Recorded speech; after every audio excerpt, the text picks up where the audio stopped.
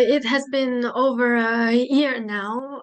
but what we can say, especially regarding the most recent developments, is that more than a year after the start of Russia's invasion against Ukraine, Ukraine is even better capable of defending itself. And here, of course, with the vital contribution of Western military aid, I would just like to mention the importance of the Patriot system, whereby now Kiev in particular is able to fend off attacks from Russian missiles, because we remember at the very beginning of the war, Russia totally dominated the Ukrainian airspace, whereas now we can see that Ukraine can defend itself against random Russian attacks, which may provide a semblance of greater security and normality for the future, so that also the reconstruction process can start safer in the knowledge that better protection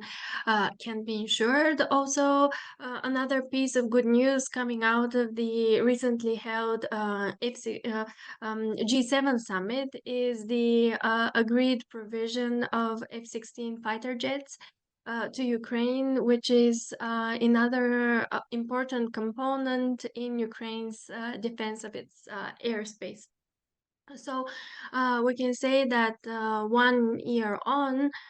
Ukraine is in a better position. Yes, indeed, we held an international conference on the 19th of May here in Sofia. It was entitled Central and Eastern Europe on the Front Lines, Forging Collaborative Solutions to Foreign Authoritarian State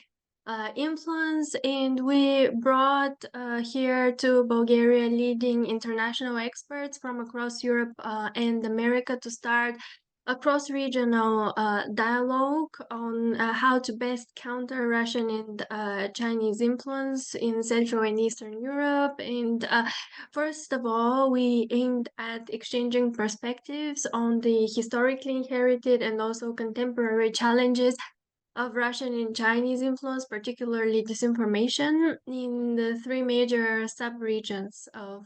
Europe, and in particular Central and Eastern Europe, so the Baltic countries, also the Central European states, and Southeast Europe. Our second major aim was focused on identifying best practices, but also remaining gaps in terms of countering Russian and Chinese media influence in the region. And last but not least, we also put forward concrete proposals and initiatives for a collaborative tackling of Beijing's and Moscow's influence activities in Central and Eastern Europe. So I would really like to underscore exactly the importance of having an international collaborative network of experts and think tanks from across the region who can jointly provide solutions to and also tackle Russian and Chinese influence, which can happen in a number of ways, including through the exchange of information, also best practices on the level of civil society, in government, conducting joint advocacy initiatives, and forging a closer dialogue between experts, but also policymakers concerned with tackling Russian and Chinese influence in the region. A very interesting question, because this was something that we focused a lot on during the conference. So, on the one hand, of course, we have seen that there has been a significant degree of conjunction and even coordination of Russian and Chinese diplomatic activities and also disinformation campaigns. But also a lot of our panelists called for also being attentive to the distinctions between Russian and Chinese influence operations. So we in particular paid a lot of attention to the fact that, of course, Russia has historically been the major aggressive actor in Central and Eastern Europe, which has interfered in the domestic politics and also in the international relations of the countries in this area of Europe. Whereas, of course, China is a much more recent actor here, and it has exercised influence, particularly in the economies of Central and East European countries. So, those differences in the origins, duration, and also scope and instruments of Russian and Chinese influence means that we need to be attentive to also the particular targets of Beijing's and Moscow's disinformation campaigns in particular. So we focused, for example, on the Baltic countries and the target groups of Russian and Chinese disinformation there. And we have seen that